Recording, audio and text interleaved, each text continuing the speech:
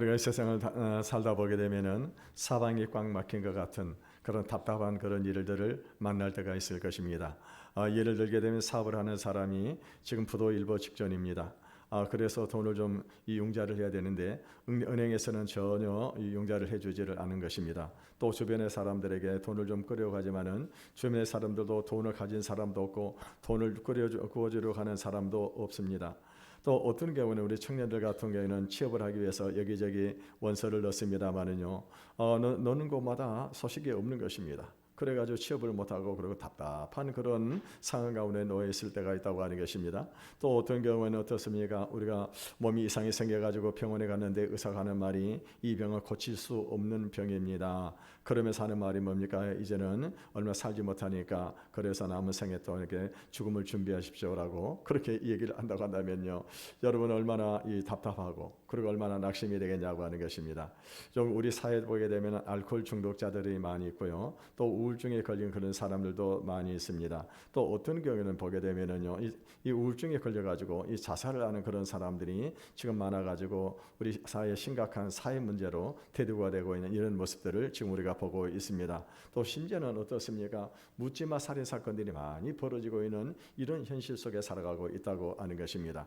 여러분, 그렇지만 우리가 이런 답답한 일을 당해도 우리가 낙심할 필요는 전혀 없다고 하는 것입니다. 왜냐하면 하나님께서는요, 이 고린도전서 10장 13절에 하신 말씀이 무엇입니까? 사람이 감당할 시험밖에는 당한 것이 없나니 오직 하나님의 미쁘사 우리가 시험 당할 쯤에 또한 피할 길을 여사 능히 감당하게 하시느니라고 말씀을 하셨습니다. 우리가 이 세상을 살아가면서 우리가 겪는 그런 답답한 일, 어려운 일들, 그런 일들이 많이 있지만은 그럼에도 불구하고 하나님 어떻게 하십니까? 반드시 우리에게 피할 길을 주셔가지고 그 일을 능히 이기게 하신다고 하는 것입니다. 그러므로 힘들고 어려운 일을 만날 때 눈앞에 있는 현실을 바라보지 마시기를 바라겠습니다. 이 전능하신 우리가 믿음의 눈을 들어서 전능하신 하나님을 바라보시기를 바라겠습니다. 그러면 하나님은 도리어 그와 같은 문제들 통해 가지고 우리가 어떻게 합니까? 살아계신 하나님을 인격적으로 만나게 하시고 우리의 삶을 변화시켜 가지고 그래서 우리의 문제를 해결하게 하시고 우리가 복을 받아 축복의 통로로 사용을 하시는 것입니다. 오늘 본문의 야곱은요, 이 바단 아람에서 가나안 땅으로 돌아온 후에 숫곳을 지나 세겜에서 머무르고 있었습니다. 아마도 야곱은 이 세겜에서 아예 눌러 앉을 작정을 했던 것 같습니다. 그래서 거기에 땅을 사고 그리고 난 다음에 어떻게 합니까? 이제 번제를 드리고 하나님 앞에 번제를 드렸다가 제사를 드렸던 것입니다. 그런데요, 그의 딸 디나가 이 세겜 땅에 구경을 가러 갔다가 그곳 주장 세겜이라고 하는 사람에게 성폭행을 당하는 일이 발생하고 말았습니다. 이에 분노한 이 자식들이 어떻게 합니까? 이 세겜 사람들을, 남자들을 전부 다 죽여버리게 된 것입니다. 그리고 그 짐승들 다 탈취하고 부녀자들, 어린아이들을 전부 다 사로잡는 이런 일이 벌어지고 말았습니다. 여러분, 지금 만약에 이런 일이 지금 가나안 땅에 소문이 퍼지게 된다고 한다면요, 어떤 일이 발생하게 될까요? 이 가나안 족속들이 가만히 있을 것이 않을 거라고 하는 것입니다. 아마도 보복 공격을 당하게 되면은 야곱의 일가족은 완전히 떼죽음을 당하는 그런 일을 당할 수밖에 없는 그런 상황에 놓여 있었습니다. 이렇게 답답한 그런 문제를 만나가지고 전전긍긍하고 있을 때에 그때요, 이 야곱에게 하나님의 음성이 들렸다고 하는 것입니다. 먼저 우리가 1절의 말씀을 같이 읽어보겠습니다. 시작. 하나님이 야곱에게 이르시되 일어나 베델을 올라가서 거기 거주하며 내가 내 형 에사의 낯을 피하여 도망하던 때에 내게 나타났던 하나님께 거기서 제단을 쌓으라 하신지라. 이 야곱이 지금 이와 같이 사면이 둘러싸여 있는 그런 답답한 그런 상황 가운데 놓여 있을 때 그때요, 이 하나님께서 야곱에 나타나 가시고 하신 말씀이 무엇입니까? 이 베델로 올라가서 하나님께 제단을 쌓으라고 말씀을 하셨습니다. 야곱은 이미 세겜에서 땅을 사고 거기서 제단을 쌓았습니다. 제단을 쌓았는데 근데 이 하나님 어떻게 합니까? 이 베델로 올라가서 거기서 제단을 쌓으라고 말씀을 하고 있는 것입니다. 왜 하나님은요, 이 지금 베델로 올라가라고 그렇게 말씀을 하셨을까요? 이 야곱은 이 베델은 어떤 곳입니까? 야곱이 형 에서를 피해 가지고 도망을 갈 때에 그때요 이 하나님을 만났던 그런 장소에 있었습니다. 형이 이 에서를 죽이려고 하게 되니까 이 야곱이 정신없이 도망을 가다가 밤이 되니까 그곳에서요 이 벌판에 누워가지고 그래서 돌을 베개로 하고 잠을 자고 있었습니다. 근데 그때요 하나님이 그에게 나타나가시고 그를 이루하시고 그에게 축복을 해주셨던 그런 곳이었습니다. 그래서 이 야곱은요 거기서 하나님 앞에 소원을 안 바가 있었습니다. 그 소원이 무엇입니까? 만약에 하나님께 나의 가는 길을 지켜주시고 다시 나로 하여금 아버지 집으로 돌아오게 하시면은 그러면은 내가 이곳에 하나님이 나의 하나님이 되실 것이고 그리고 내가 이렇게 이곳을 성전을 삼겠다고 했습니다. 그리고 또 무엇을 약속을 했습니까? 내 소득의 11조를 반드시 하나님 앞에 드리겠다라고 그렇게 약속을 한 바가 있었습니다. 그런데요 야곱은 밧단 아람에서 거부가 돼가지고 이 가나안 땅으로 돌아왔는데 곧장 베델로 돌아가지 아니하고 숫곳을 거쳐가지고 세겜에 정착을 하고 있었다고 하는 것입니다.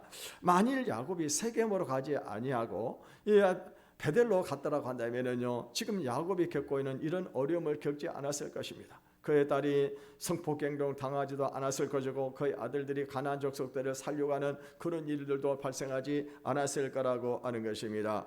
이제 이 가나안 족속들이 가만히 있지 않을 것이고 그들이 보복하는 날에는요 야곱은요 이제 그대로 망할 수밖에 없는 상황이 된 것입니다. 그렇다고 해가지고 유프라테스 강을 건너가지고 삼촌이 있는 밧단 아람으로 돌아갈 수 있는 것도 아니었다고 하는 것입니다. 이 사면으로 원수들이 둘러 진을 치고 있을 그때 하나님의 음성이 들리는 것입니다. 베델로 올라가라, 베델로 올라가라고 하는 거예요.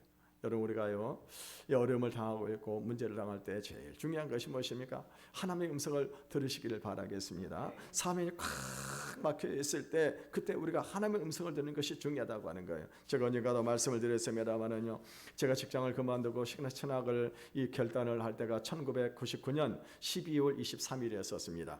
그리고 이제 대학원 시험을 보는 날짜가 2000년 바로 1월 7일이었습니다. 그러니까 이 직장을 그만두고 대학원을 이제 시험 준비를 해야 되는데 딱 2주 남았습니다. 제가 스터디 그룹에 들어가서 봤더니 스터디 그룹에서는 이미 이 사람들은 1년 전부터 이 그룹을 형성을 해가지고 그래가지고 어떻게 합니까? 준비를 다 하고 있는 그런 사람들이어서 제가 들어가서 보게 되니까는요 저는 아는 게 없는 거예요.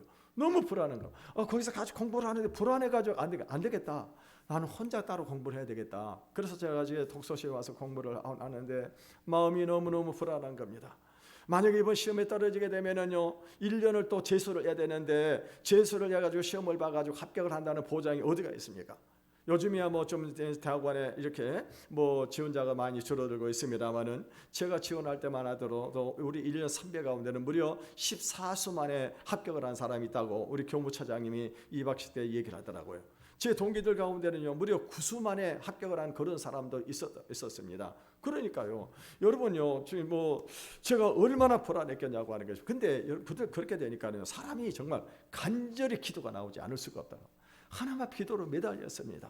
하나님 앞에 간절히 기도할 때 하나님께서요 음성을 들려주시게 되는데요 어떤 음성을? 두려워하지 말라, 내가 너와 함께함이라. 놀라지 말라, 나는 너의 하나님이 됨이라. 내가 너를 도와주리라. 내가 너를 굳세게 하리라. 참으로 내가 오른손으로 너를 붙들어 주리라고 그 말씀을 주시는데 어떻게 들리냐면요 제 가슴 속에서 저 깊숙한 곳에서 세미한 음성이 들리는 거예요. 그래서 제가 세미한 음성이 이런 거구나 알게 되어졌었습니다. 그러고 난 다음에 이제 시험을 합격자 발표를 하게 되어졌는데 저 같이 그룹 스터디했던 한 분이 저한테 전화가 왔어요. 어떻게 됐습니까? 라고 물어보더라고. 이분은 어떤 분이냐? 영남대학을 졸업을 하고요. 그리고 이 버케이블러리 22,000단어를 자기가 암송을 했다고 하는 것입니다.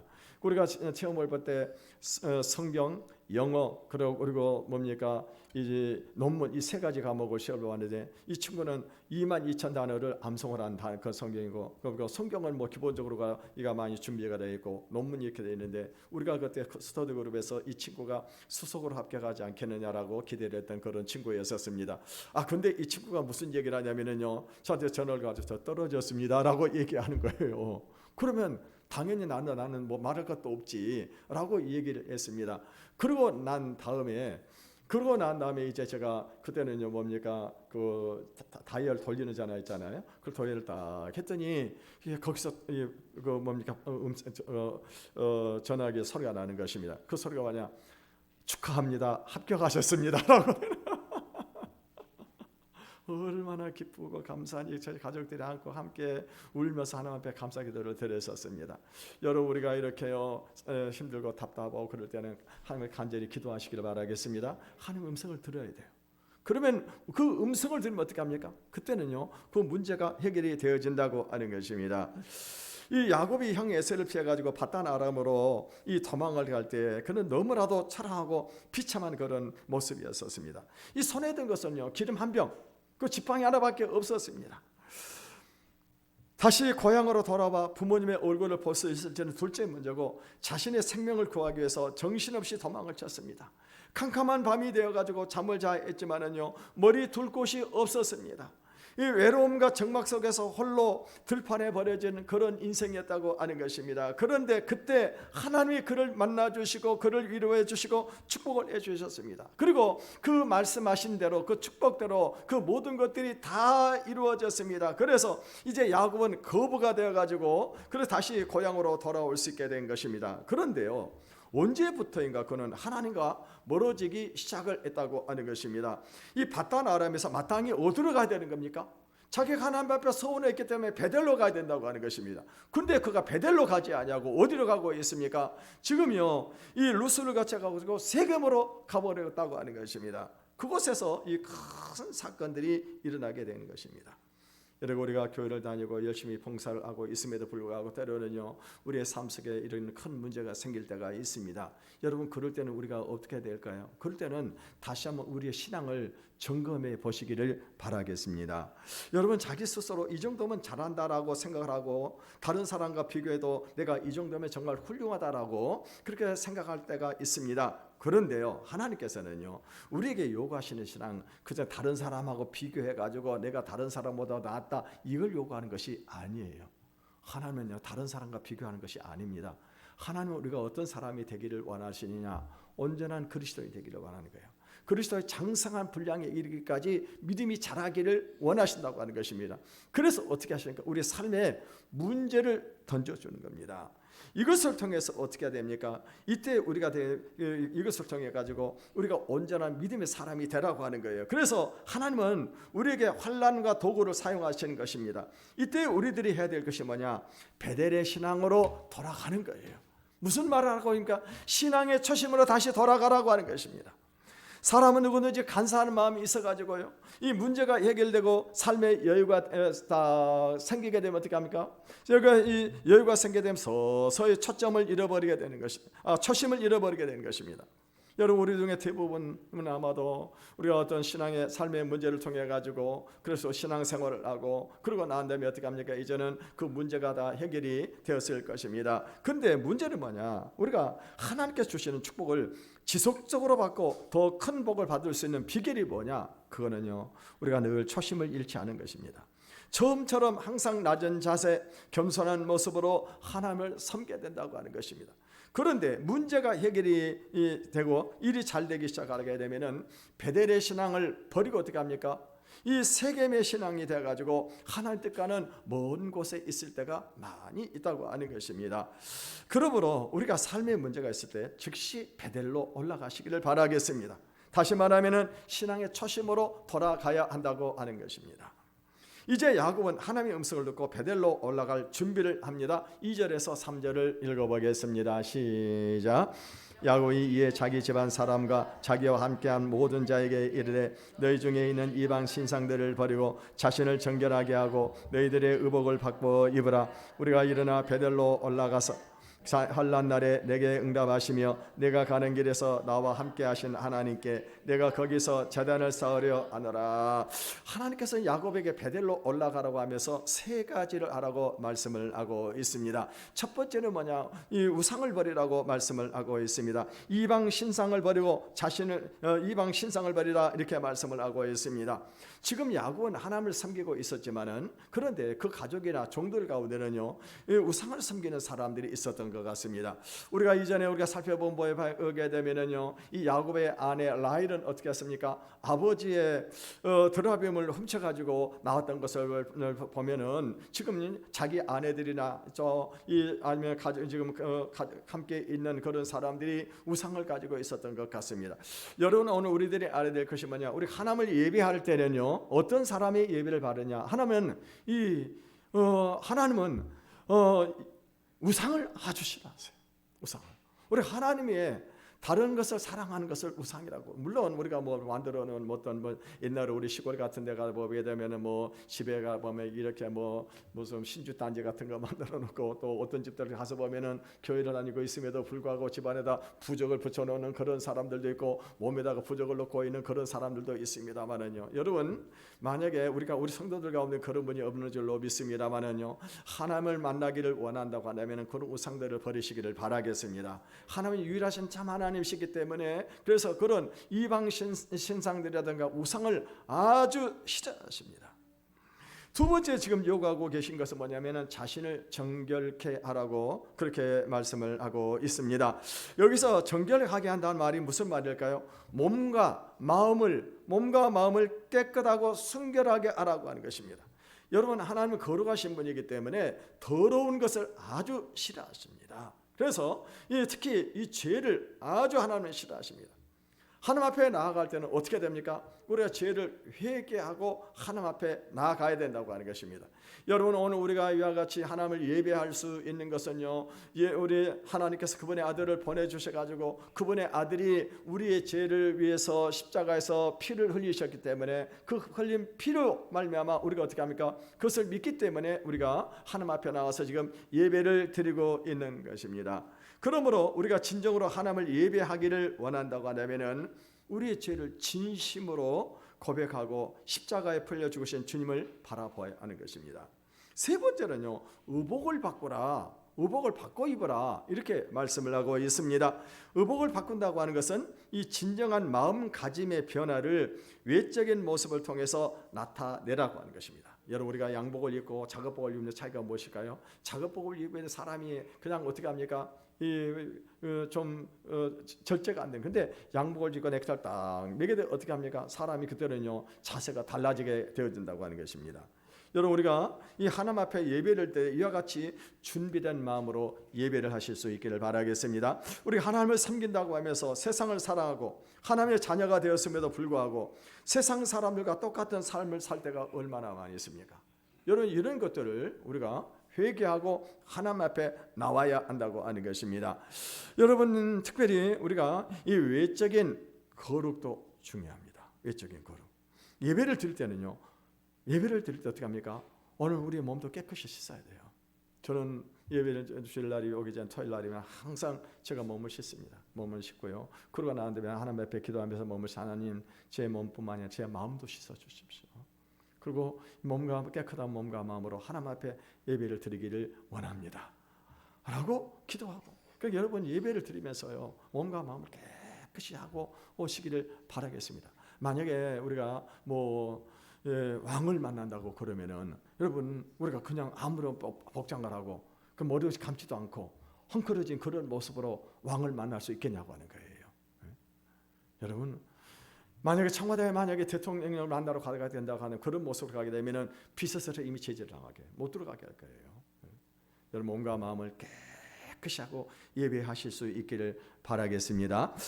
이제 야곱의 말을 들은 가족들이 어떻게 합니까? 모두가 다 이 야곱의 말을 듣고 이방 신상을 버리고, 그리고 몸과 마음을 정결하게 하고 옷을 다 새롭게 갈아입습니다. 갈아입고 이제 그 모든 우상들을 그 세겜의 상수리나무 밑에다 다 묻어버립니다. 이건 지금 무엇을 말합니까? 그들이 한 마음이 되었다고 하는 것을 보여주는 것입니다. 그러니까는요, 지금 야곱의 가족이 이 위기를 극복하고 구원을 받기 위해서는 야곱 한 사람이 믿음 가지고는 안 되고 그들 모두가 한 마음이 되어서 하나님 앞에 나아가야 한다고 하는 것입니다. 우리 삶 속에 위기를 만났을 때 이처럼 한 마음이 되는 것이 중요합니다. 예수님은요, 마태복음 18장 19절에서 20절에 이렇게 말씀을 하셨습니다. 같이 한번 읽어보겠습니다. 시작. 너희 중에 두 사람이 땅에서 합심하여 무엇이든지 구하면 신 내 아버지께서 그들을 위하여 이루게 하시리라. 두세 사람이 내 이름으로 모인 곳에는 나도 그들 중에 있느니라.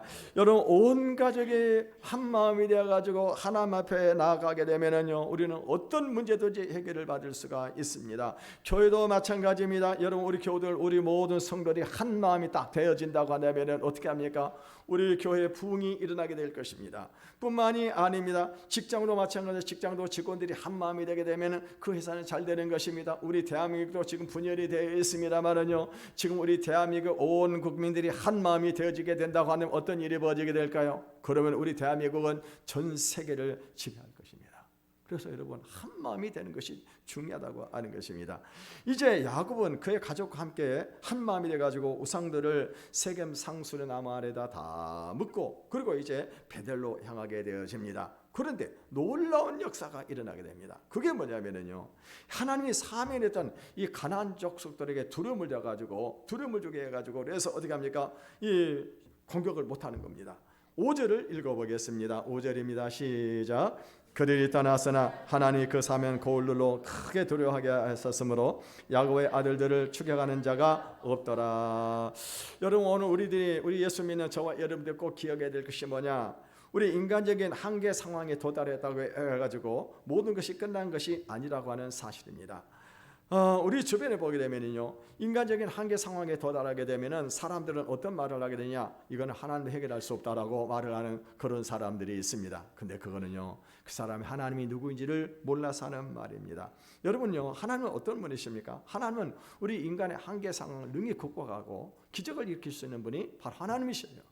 여러분, 우리가 이 옥수수 박사로 유명한 김승권 이 장로님을 여러분 잘 아실 것입니다. 이분이 아마도 아프리카 지역에서 사역을 하시고, 그러고 난 다음에 2001년도에 북한에 가가지고, 그래서 북한의 옥수수, 슈퍼 옥수수를 개발해가지고 거기서 농사를 지을 법을 그들에게 가르쳐 주고 있었습니다. 그런데요, 무려 이제 19번째나 이 북한을 방문을 하게 되는데, 19번째 어떤 일이 벌어지게 되느냐?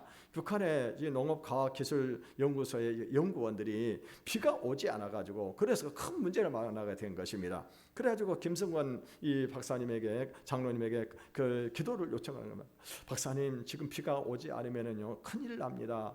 그러니 하나님께 기도해가지고, 그래서 비가 한 30mm만 내렸으면 그러면 좋겠습니다라고 그렇게 얘기를 하는 겁니다. 그러니까 김승권 박사님이 나 혼자만 기도하는 것보다는 우리가 함께 기도하는 것이 중요합니다라고 그렇게 얘기를 하는 거예요. 북한 농업과학기술연구소의 그 직원들도 어떻게 합니까? 비가 내려야 지금 농사가 되는 것이고, 그리고 북한 사람들이 살 수가 있게 되니까, 그러니까 어떻게 합니까? 할 수 없이 같이 함께 합심해서 기도를 했다고 하는 것입니다. 그랬더니요, 그날 저녁에 비가 몇 미리가 내리냐? 12mm가 내리냐. 다음 날 아침에 몇 미리가 내리냐? 정확하게 18mm 합해가지고 30mm 비가 내리더라고 하는 겁니다. 여러분요, 우리가 하나님은 어떤 분이십니까? 하나님은요, 기적을 얼마든지 일으키시는 분이세요. 여러분, 우리 교회 작년 한 해 동안에 한번 생각해 보죠. 우리 교회 재정이, 여러분, 우리 교회 재정이요, 우리 인간으로 우리 생각 답이 안 나와요. 올해도 마찬가지입니다. 답이 안 나옵니다. 그런데 하나님이 어떻게 하셨어요? 하나님께서 돕는 사람을 보내주시고, 또 우리 교우들 가운데 하나님의 감동을 입게 하셔가지고, 그래가지고 헌금을 해가지고 작년에 재정이 마이너스 없이 재정이 재정을 채워주셨어요. 올해도 마찬가지입니다. 올해도 하나님께서는요, 하나님께서 일을 행하실 줄로 믿습니다. 우리는 불가능해요. 여러분, 우리가 내고 있는 헌금 한번 숫자 생각해 보십시오. 이거 가지고 교회가 운영이 되게 되고 하는 것입니다. 근데 하나님이 올해도 하나님의 감동을 주셔가지고, 그래 감동을 입은 자들을 통해 가지고 하나님의 기적이 일어날 줄로 믿으시기를 바라겠습니다. 그래서 저는 염려하지 않습니다. 저는 다만 기도할 뿐이에요. 하나님이 일을 행하실 것입니다.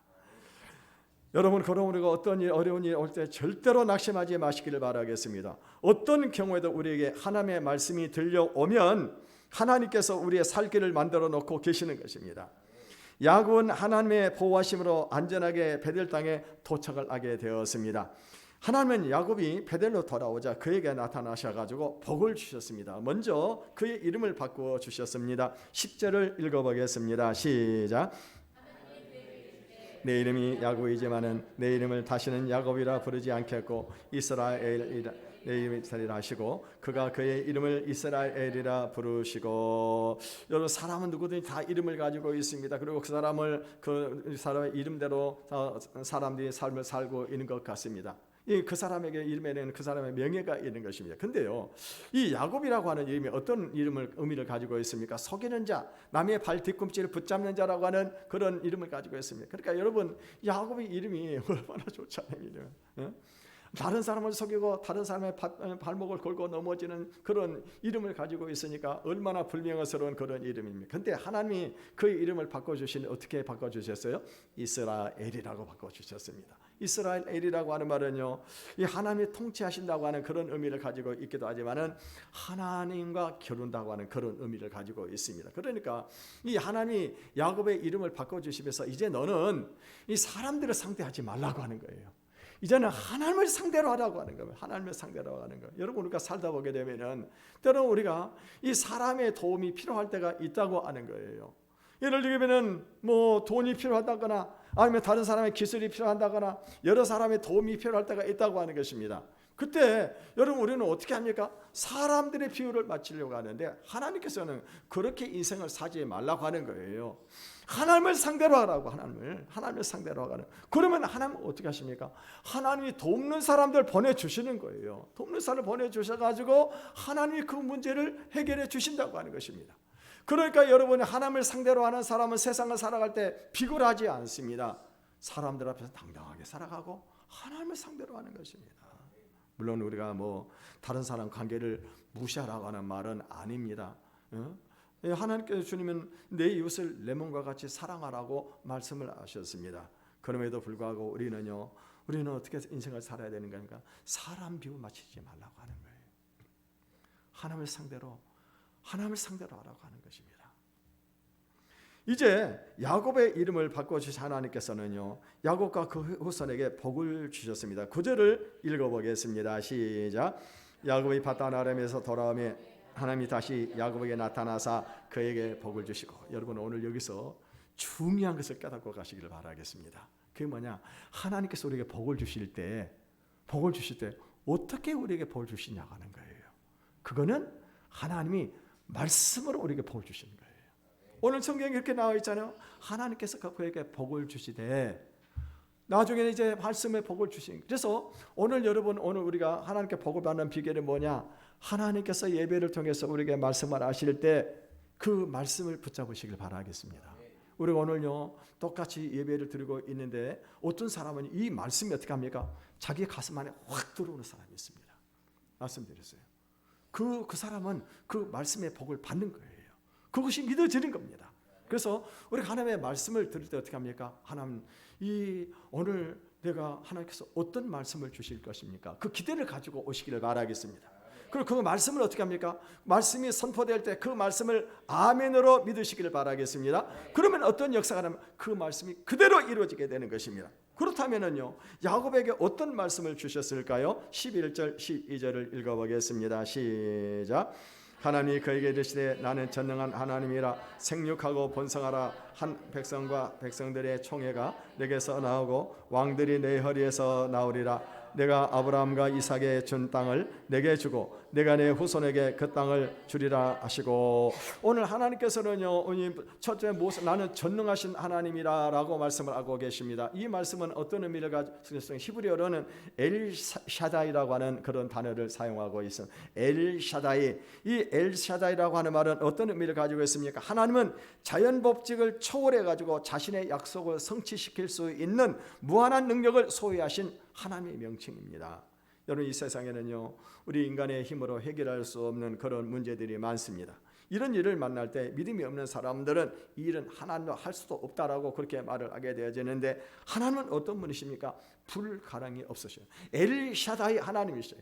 전능하신 하나님이십니다. 이것을 믿으시기를 바라겠습니다. 그래서 이 야곱을 축복하실 때 하나님은요, 자신을 엘샤다이라고 말씀하시고 야곱에게 무엇을 말씀했습니까? 생육하고 번성하라. 한 백성과 백성들의 총회가 내게서 나오고 왕들이 내 허리에서 나오리라고 말씀을 하셨습니다. 그러니까 지금 이 야곱에게 너는 생육하고 번성하기 위해서 노력을 해라. 왕들이 내 후손에서 나올 수 있도록 노력을 해라고 하는 그런 말이 아닙니다. 이건 뭐예요? 하나님이 그렇게 말씀을 하셨기 때문에 이제는요, 그가 노력과 여와 관계없이 하나님 어떻게 복을 주시는 겁니다. 그래서 어떻게 합니까? 이 어마어마한 축복을 받게 되어지게 되는 것입니다. 이제 이후에 이 야곱이 이 말씀을 받고 난 25년 후에 어떤 일이 벌어지게 되느냐? 야곱의 자손 70명이 애굽으로 내려가게 됩니다. 그러고 난 다음에 이제 이 애굽 땅에서 이 430년이 지나는 동안에 인구가 얼마만큼 늘어나게 되느냐? 이 애굽에서 출애굽을 하게 될 때 작년만요 70만, 남자만 70만 명, 60만 명. 60만 명. 신학자들은요, 함께 나왔던 사람, 어린아이, 노인들까지 부녀들 합치게 되면 무려 200만 명이나 되는 그런 숫자가 출애굽했을 거라고 그렇게 추측을 하고 있습니다. 뿐만이 아닙니다. 야곱으로 오신 예수 그리스도로 말미암아서 지금 바다의 모래와 같이 많은 그런 언약의 후손들이 탄생하게 되었습니다. 왕도 마찬가지입니다. 다윗이라든가 솔로몬이라 같은 그런 위대한 왕들이 그 이후에 계속해서 그 후손으로 나오게 되어지게 됩니다. 더 중요한 것은 뭡니까? 그것은요, 이 영적으로 만왕의 왕이 되시고 구주이신 메시아가 바로 그 후손에서 탄생하게 되어졌다고 하는 겁니다. 또한 12절에 보게 되면은요, 내가 아브라함과 이삭에 준 땅을 내게 주고 내가 내 후손에게도 그 땅을 주리라고 말씀을 하셨는데 그 말씀 그대로 이루어집니다. 그래서 여호수아 시대 이 가나안 땅을 완전히 정복을 해버리게 되는 겁니다. 물론 하나님께서는요, 이 가나안 땅을 그들에게 주신 목적은 뭐냐?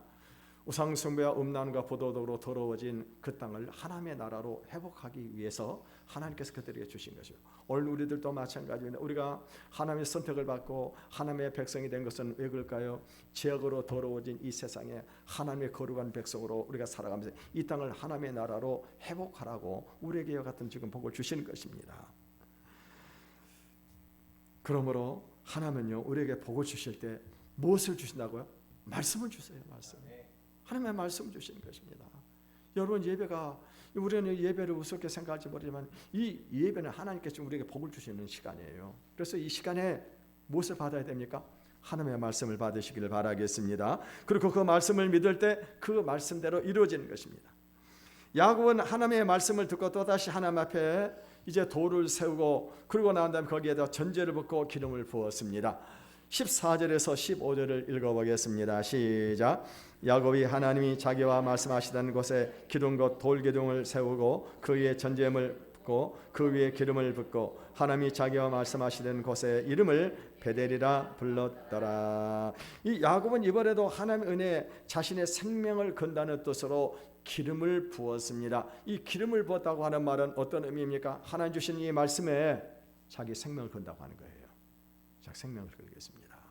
여러분, 오늘 주신 말씀에 여러분 생명을 거시기를 바라겠습니다. 그 말씀 그대로 순종하시기를 바라겠습니다. 그리고 난 다음에 포도주도 부었습니다. 포도주는 무엇을 상징합니까? 축복을 상징하는 것입니다. 그러니까 모든 축복은 하나님께 있다고 하는 거예요. 내가 복을 받기 위해서 세상 따라 삶 따라가고 세상 방법으로 사는 것이 아니라 이제는 내가 어떻게 하는 것입니까? 축복은 하나님이 주시는 것이기 때문에 나는 오직 하나님만 붙들고 살아가겠습니다. 하나님은 의지하고 살아가겠습니다. 이런 의미를 가지고 있는 거예요. 여러분, 우리가 하나님의 말씀을 들으면 그냥 한번 듣는 것으로 끝내면 안 됩니다. 그 말씀에 생명을 걸어야 합니다. 하나님께서 우리에게 특별한 은혜를 주실 때 우리는 거기에 내 생명과 열정과 세상적인 복까지 다 헌신을 해야 됩니다. 그런 하나님께서는요, 하늘 문을 열어주셔가지고 부흥이 일어나게 하십니다. 이것이 세상을 살리는 것이고 최고의 축복이 되는 것입니다. 야곱은 이제 베들로 올라가는 도중에 어머니 리브가의 유모 두보라가 죽는 아픔을 겪습니다. 아마도 두보라는요, 그동안에 야곱이 이 삼촌 라반의 집에 있을 때 아마도 오고 가면서 연락을 취했던 그런 사람이었는데 함께 이제 야곱과 생활하다가 결국 이제 두보라가 죽는 이별의 아픔을 겪습니다. 또 그러고 난 다음에 자기가 가장 사랑하는 라헬이 아기를 낳다가 죽는 그런 일도 경험하게 되어집니다. 그러면서 그때 12번째 아들 베냐민을 낳게 됩니다.